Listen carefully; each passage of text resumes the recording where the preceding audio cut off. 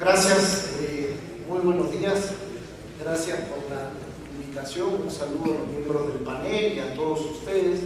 Un placer estar con ustedes. Y he preparado lo que justo se me solicitó, que es la política sectorial en agua y saneamiento en el Perú. Quiero mencionar, para empezar, que nunca hay que perder de vista que el objetivo de la política sectorial son las personas. Una de las grandes fallas que uno encuentra cuando se habla de política de agua y saneamiento es que nos centramos muchas veces en el proyecto.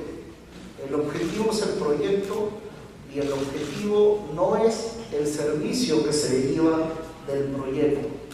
Esto es importante porque nos hemos centrado durante muchos años en la parte de la infraestructura y, como vamos a ver, la infraestructura no necesariamente está generando los servicios que la población requiere, a pesar de los fuertes esfuerzos financieros que se están haciendo. Es una presentación muy breve. Empiezo por un diagnóstico y luego menciono la estrategia que estamos desarrollando y que está en proceso de implementación. Como diagnóstico, vamos a mencionar que, de acuerdo a las estadísticas del Instituto Nacional de Estadística, el nivel de cobertura de agua en el Perú en promedio al 2013 era de 86%. Ha habido incrementos importantes en los últimos años en el crecimiento, pero todavía estamos en un nivel que no llega al 90%. Si vemos la cobertura rural, estamos hoy día en el 93.4%, poco más de 9 personas de cada 10 tienen acceso al agua en las zonas urbanas, y en las zonas rurales es donde más esfuerzo se ha hecho en esta gestión.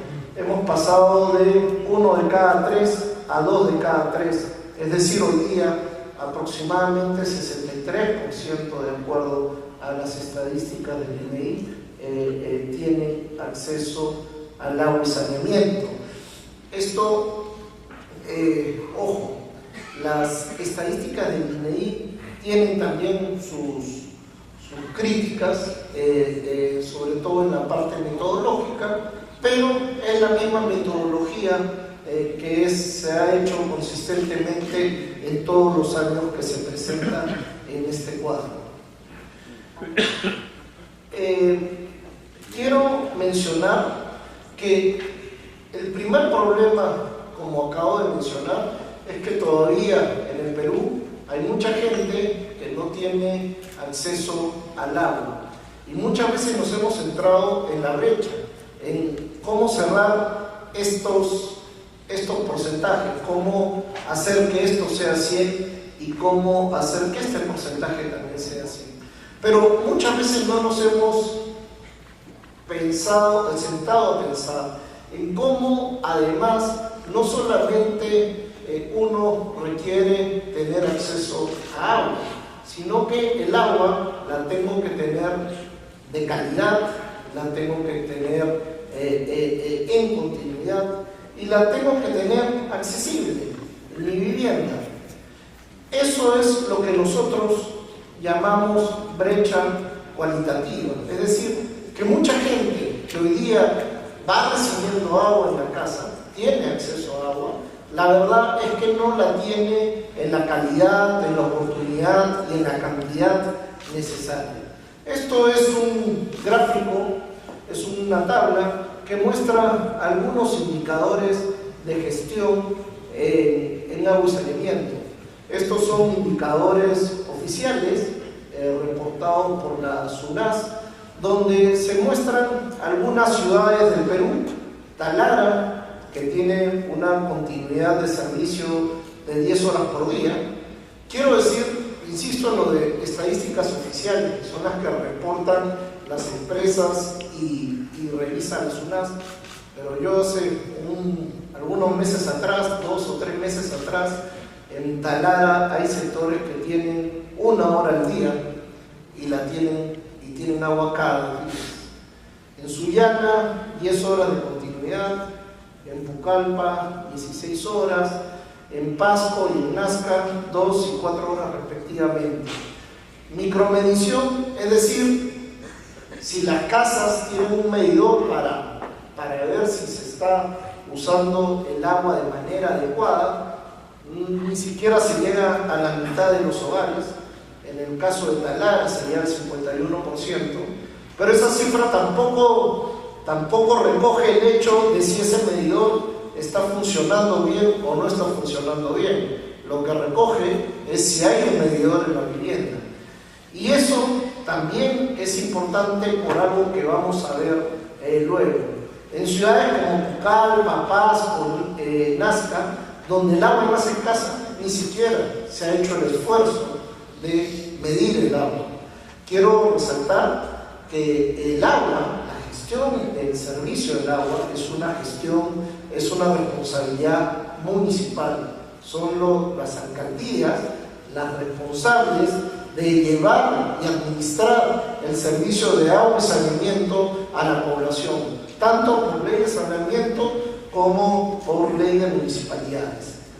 Y la tarifa del agua doméstica que cobran las EPS por metro cúbico es la que tenemos ahí. Como ven ustedes, desde Pucallpa, que es poco más de medio sol por metro cúbico, hasta Talara, que son poco más de 2 soles por metro cúbico.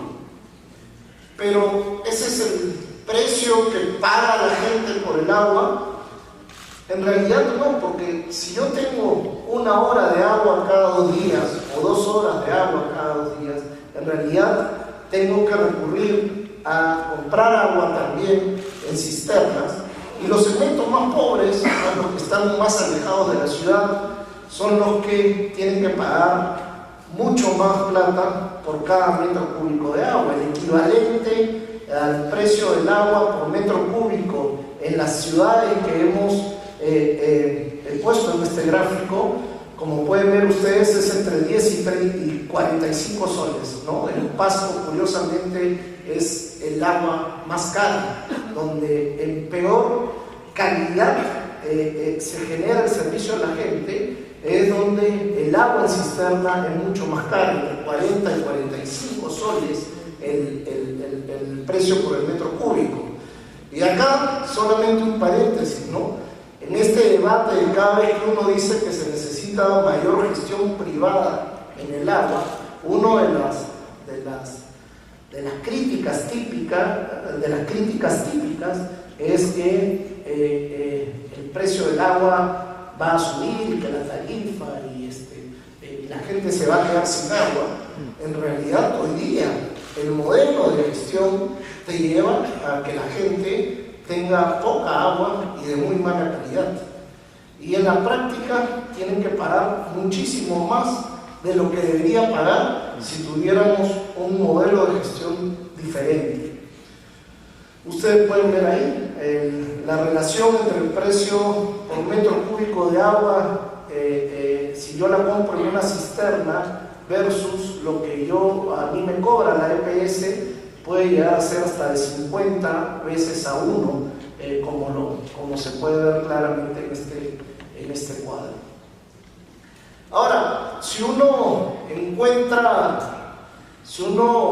trata de medir también en qué situación está el sistema de desagüe o alcantarillado, de tratamiento de aguas, el diagnóstico también es bastante malo, ¿no? La SUNAS en el 2008 hizo un análisis de 143 petares, plantas de tratamiento de aguas residuales, y lo que se encontraba es que de esas 16 simplemente no funcionaban, 51 presentaban deficiencias, serias deficiencias que hacían que en la práctica no estén cumpliendo con su cometido, y 43% presentaban sobrecarga del caudal.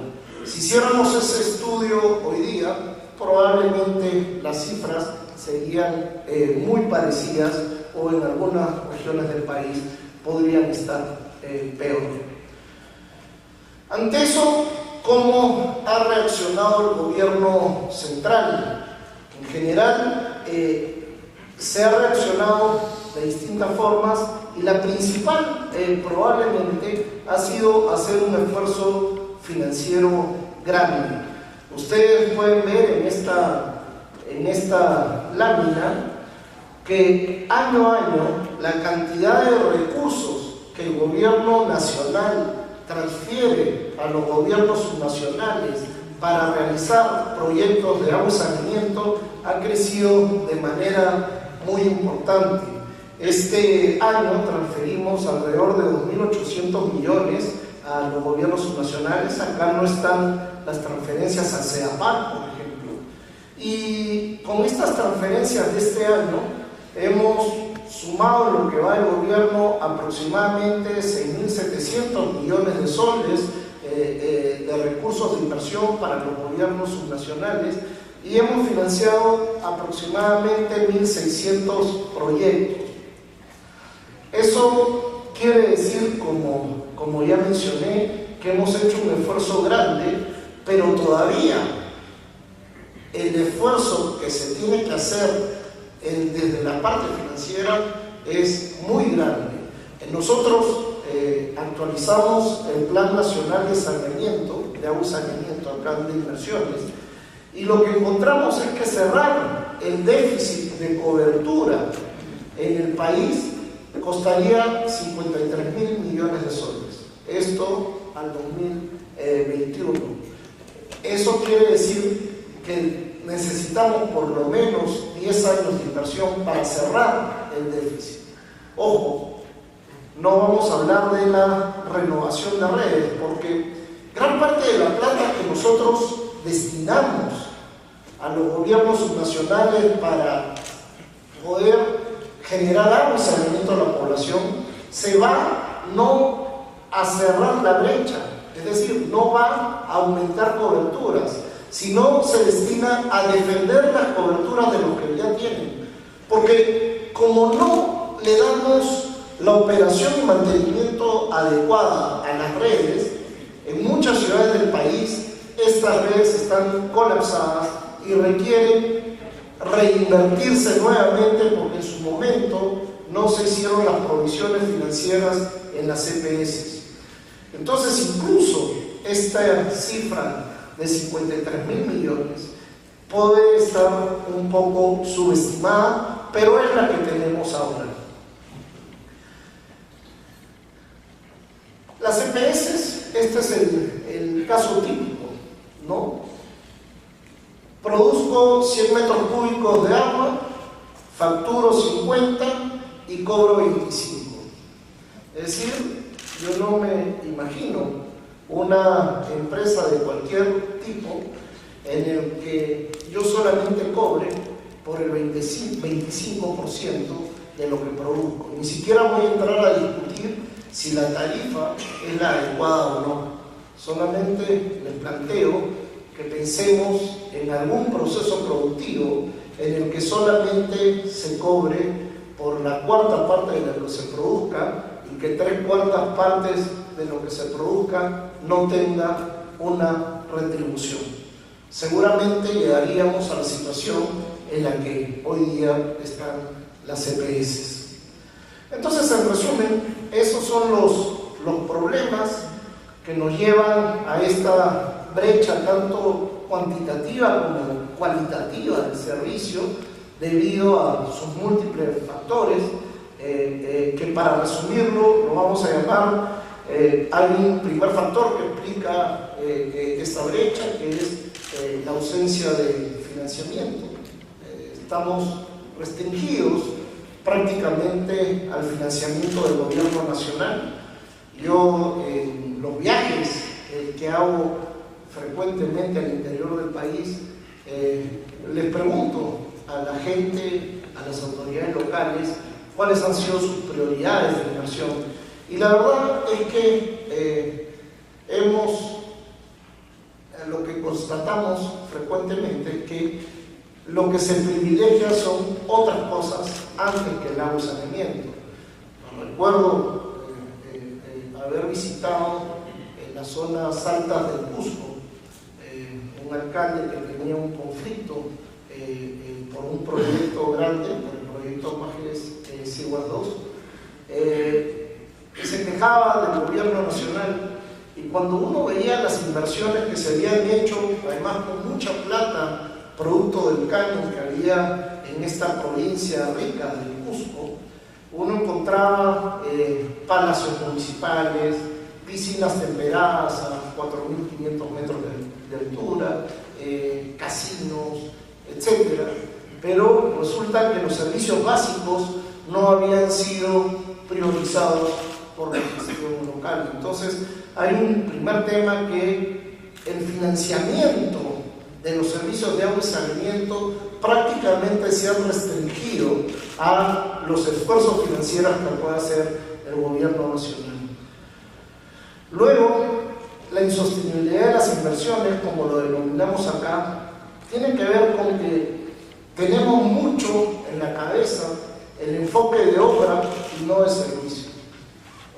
Pensamos mucho rato en el cemento, en los tubos, y no en el servicio.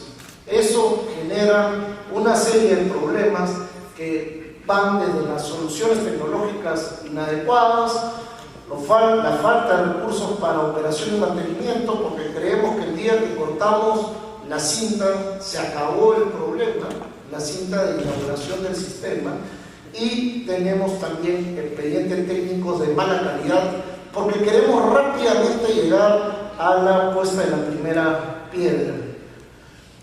Y en tercer lugar, la tercera causa de este problema es el modelo de gestión municipal colapsado. El modelo no sirve, el modelo no funciona. Tenemos que cambiarlo, tenemos que generar el debate nacional que nos lleve a pensar en un modelo sustantivamente distinto al que tenemos hoy día, porque y ya lo he dicho otras veces, lo que el modelo actual ha demostrado es que no sirve para darle acceso de agua y saneamiento a la población. Por múltiples razones, porque la escala es pequeñita, porque el capital humano en las empresas de agua y saneamiento es absolutamente bajo en sus competencias, está altamente politizado. Ahí donde deben haber 40 personas hay 400 personas, y con eso no llegamos a ninguna parte. ¿Cuál es la estrategia que se viene implementando y se viene desarrollando? Básicamente tiene tres factores. Primero, mejorar la focalización y asignación de las inversiones. Tenemos poca plata en relación a la brecha existente, por lo tanto tenemos que focalizar bien. En segundo lugar, tenemos que introducir mejoras en la gestión dentro del modelo, o modificar el modelo, pero mejorar la gestión. Y finalmente tenemos que tener una estrategia de financiamiento mucho más inclusiva y que no se restrinja solamente a la autoridad nacional a que sea la que financie este servicio esencial para la vida humana y para la lucha contra la pobreza. En relación a mejorar la focalización y asignación de las inversiones, hemos hecho ya unos criterios que los hemos publicado con esta resolución ministerial 270-2014, que va a servir para la priorización de proyectos ya el próximo año. Sin embargo, ya la estamos aplicando en el proceso previo de selección. Y acá lo que tenemos que hacer es simplemente no inventar la pólvora, sino empezar a poner cada sol del presupuesto público en aquellos proyectos que impacten a la mayor cantidad de gente. Tenemos que generar los incentivos para que aquellos gobiernos nacionales que son superavitarios en recursos prioricen también la inversión en agua y saneamiento. Quiero mencionar que estos van a ser los criterios que ya están publicados, que van a servir para el próximo año, y en atención al rol subsidiario del Estado, la prioridad va a tener que ser en las zonas donde hay las mayores, los mayores déficits de cobertura, como el sector rural y el de pequeñas ciudades, ¿no? Siendo el de las EPS un sector también que no se va a excluir, pero que va a tener unas reglas de financiamiento distintas a las que no tienen. Para mejorar la gestión de las EPS hay tres medidas fundamentales: integración regional. Hay algunas regiones en el país que tienen hasta 5 EPS, lo cual no tiene ningún sentido desde una lógica gerencial empresarial. Se pierden economías de escala, economías de ámbito. Uno no llega a tener la posibilidad de tener buenos profesionales cuando tenemos absolutamente fragmentadas estas empresas. La segunda medida para mejorar la gestión de las EPS es que tenemos que seguir promoviendo la participación del sector privado. Esto no ha estado en la agenda pública. No ha estado en la agenda pública porque generalmente hay un sentimiento muy grande anti-privatización del agua, ¿no? Como se caricaturiza el tema.